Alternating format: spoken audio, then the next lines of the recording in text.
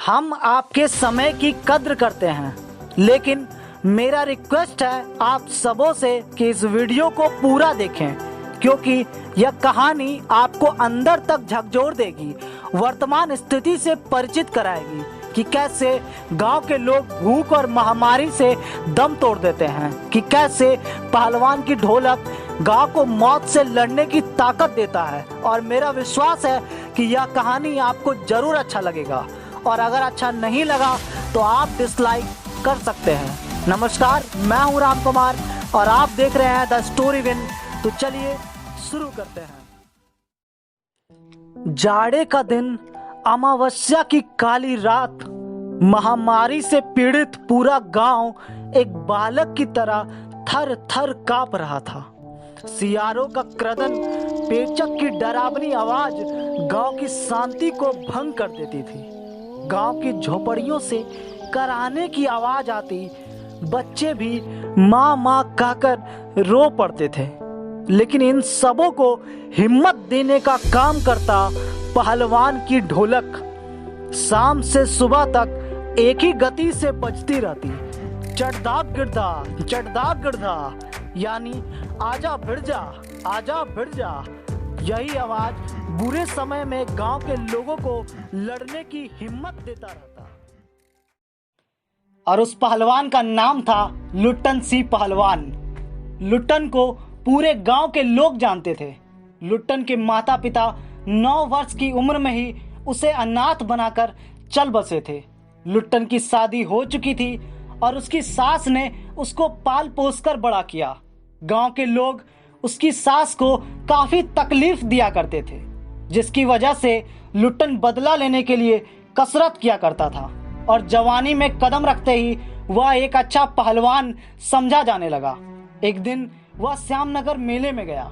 वहां पहलवानों की कुश्ती और दाव पेच को देखकर उससे रहा नहीं गया। उसने बिना कुछ सोचे समझे चांद सिंह को चुनौती दे दी। चांद सिंह को लोग शेर के बच्चे के नाम से जानते थे। वह बीच बीच में दहाड़ता फिरता था। श्यामनगर मेले में राजा साहब भी आए थे देखने के लिए। जब लुट्टन और चांद सिंह के बीच कुश्ती शुरू हुई तो राजा साहब ने कुश्ती बंद करवाकर लुट्टन की हिम्मत की तारीफ की और उसे 10 रुपए देकर घर जाने के लिए कहा। लेकिन लुट्टन के काफी मनाने के बाद राजा साहब ने उसे लड़ने की इजाजत दे ही दी। बाजे बजने लगे। दुकानदार अपनी दुकान बंद कर पहलवानी देखने आ गए।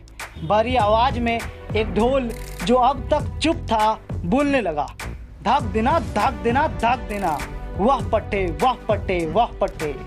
लुट्टन को चांद सिंह ने कसकर दबा लिया। दर्शकों से आवाज आई, अरे गया, अरे गया, हलवा हो जाएगा हलवा, हंसी खेल नहीं है, शेर का बच्चा है बच्चू। तभी ढोल की आवाज आई, चट गिरदा, चट गिरदा, चट गिरदा, मत डरना, मत डरना, मत डरना। कुश्ती के बीच चांद सिंह के गुरु ने कहा, वहीं दफना दे रहे बहादुर। सभी चांद सिंह को शाबाशी दे रहे थे। लुट्टन की छाती फटने फटने को हो रही थी। लुट्टन के पक्ष में सिर्फ ढोल की आवाज थी, जिसकी ताल पर वह अपनी हिम्मत बढ़ा रहा था। और अचानक ढोल की एक पतली आवाज सुनाई दी, धाक दिना तिरकट दिना, धाक दिना तिरकट दिना। ढोल कह रहा था, दाव काटो और बाहर आ जाओ, दाव काटो और बाहर आ जाओ। लुट्टन ने दाव काटा और बाहर आ गया। ढोल की फिर आवाज आई, चटाक चढ़दा, चटाक चढ़दा, उठा पटक दे, उठा पटक दे। लुट्टन ने चालाकी से दाव और जोर लगाकर चांद सिंह को जमीन पर दे मारा। दिना दिना दिख देना, चित्कर चित्कर। लुट्टन ने अंतिम जोर लगाया और चांद सिंह को चारों खाने चित कर दिया। धाक गिड़गिड़, धाक गिड़गिड़, धाक गिड़गिड़। वाह बहादुर, वाह बहादुर, वाह बहादुर। गांव के लोग आश्चर्य में पड़ गए। सब लोगों ने अपने अपने तरीके से जय मां दुर्गे, जय महावीर और अंतिम में जय की आवाज से पूरा गांव गूंज उठा। विजयी लुट्टन ने ढोल को प्रणाम किया और राजा साहब को गोद में उठा लिया। राजा साहब भी उसे छाती से लगाकर गदगद हो गए। जीते रहो बहादुर, तुमने मिट्टी की लाज रख ली। और उसी समय से उसका नाम पड़ा लुट्टन सिंह, क्योंकि उसने क्षत्रिय का काम किया था और उसे राज दरबार में रख लिया गया। लुट्टन बहुत ही ऐशो आराम की जिंदगी जी रहा था। उसके 2 बेटे हुए, दोनों बेटे के जन्म के बाद उसकी पत्नी भी साथ छोड़ गई। दोनों बेटे भी पहलवानी करने लगे। गांव के लोग यह कहते नहीं थकते थे कि वाह, बाप से भी बढ़कर निकलेंगे ये दोनों बेटे। ऐसा चलता रहा और 15 साल बीत गए। एक दिन राजा साहब स्वर्ग सिधार गए। नए राजकुमार ने राज्य को अपने हाथों में लिया और दंगल की जगह घुड़सवारी आ गई। पहलवान और उसके दोनों बेटे का खर्चा देखने के बाद उसे राज दरबार से निकाल दिया गया।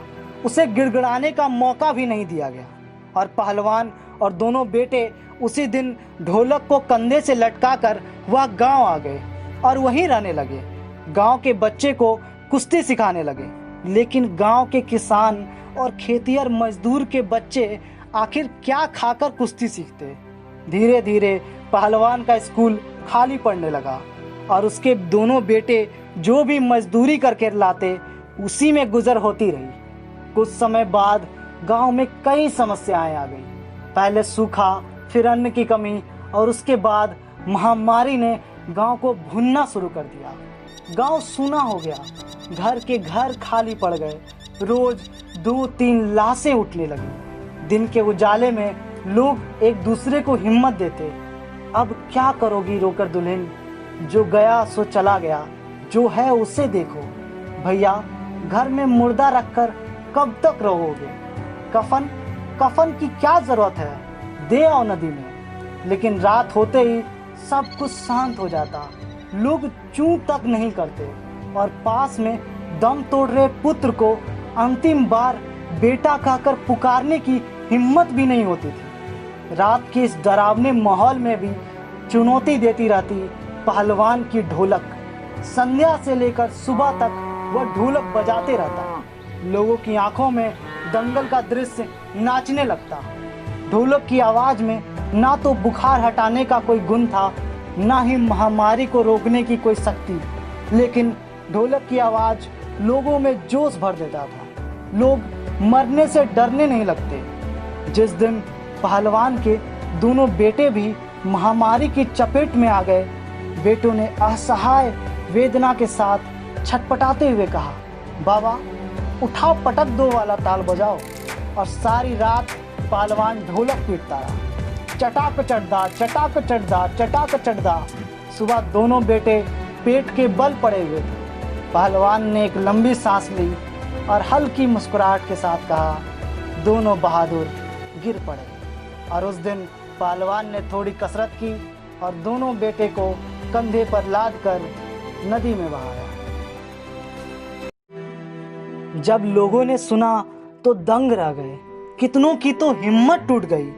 लेकिन रात में फिर पहलवान की ढोलक की आवाज सुनाई दी। लोगों की हिम्मत दुगनी हो गई।